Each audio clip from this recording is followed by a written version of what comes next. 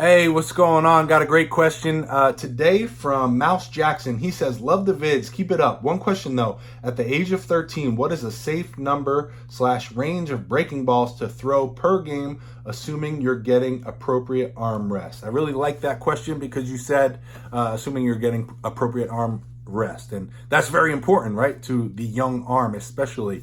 If you guys don't know what appropriate arm rest is, you need to check out pitchsmart.org. And then go to the guidelines section and it'll tell you. In fact, I've pulled it up for the 13 and 14 ages. It's broken down to all ages, 8 through 22. So you can look in there and it gives you the pitch count guidelines as well as how much rest you should have and a bunch of other stuff. It's made by a bunch of really smart doctors, way smarter than I.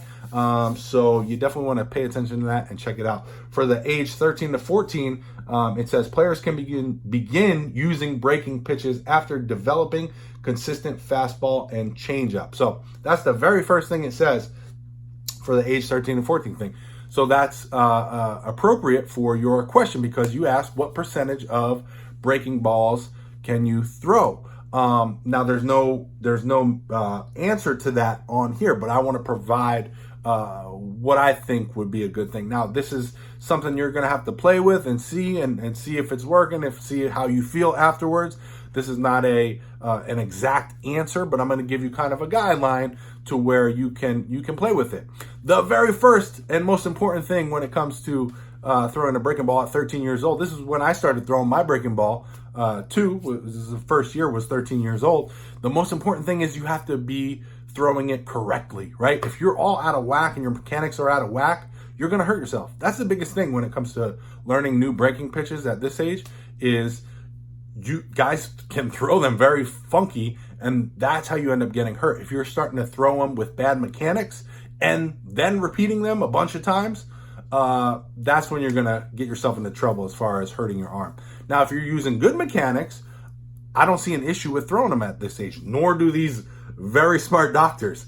So with that being said, we always used to shoot for about 20% change-ups in professional baseball, and then about 10 to 20% if you had another pitch, right?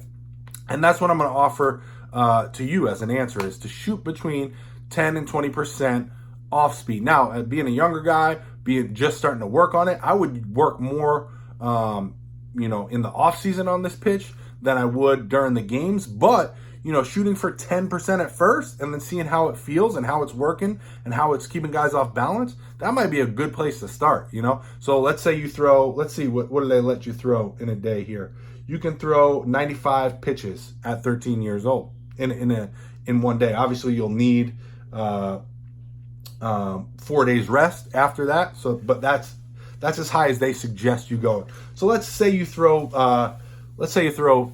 I don't know, 50 pitches in an outing, right? You throw 4 innings or something, 4 or 5 innings, and you throw 50 pitches, all right? That would mean 10% of that would be what? 5 breaking balls, right? 20% would be 10 breaking balls. So out of those 50 pitches, you would throw between 5 and 10 breaking balls, right? Makes sense? So again, I would start at that 5% level, or excuse me, the 10% level, which is 5 pitches at 50 pitches, and then bump it up depending on how you feel. Like if you felt like, if you did that, if you went out there and you threw 10% breaking balls, your first outing, and not your first outing of the season, but first outing you're implementing this strategy, and you come back and you're extremely sore, more sore than you ever been, then obviously something's going on. We got to maybe take a look at the mechanics or reevaluate the situation, see what's going on. You got to figure it out, right? There's no cut and dry rule. You didn't get here by following all types of rules, right? You figured it out as you went, and that's what pitching is about.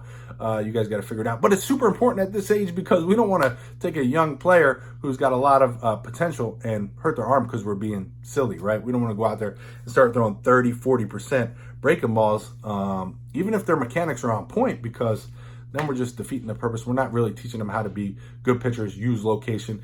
The way we pitch, the way we need to learn to pitch, especially for our young athletes, is to use our fastball and our changeup, right? Fastball, we want to disrupt timing and balance.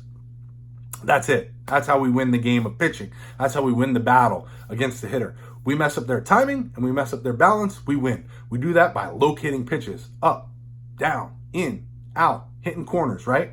We locate our pitches. Then we go fast and slow, right? Now, a breaking ball can be a technique to a tool to help disrupt the batter's timing and balance, but it cannot be the only thing we use, right? So again, hope that helps. Check out pitchsmart.org if you haven't already. Got a lot of great information there.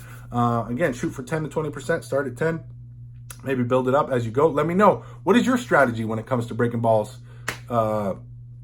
especially at this age level. Let me know in the comments below if you got any questions about pitching or baseball in general. Let me know. I'd love to help answer them down below. Maybe even make a video about it if you got a good question. So thank you so much for watching, guys. I hope this helps, and I'll see you in the next video. Thanks.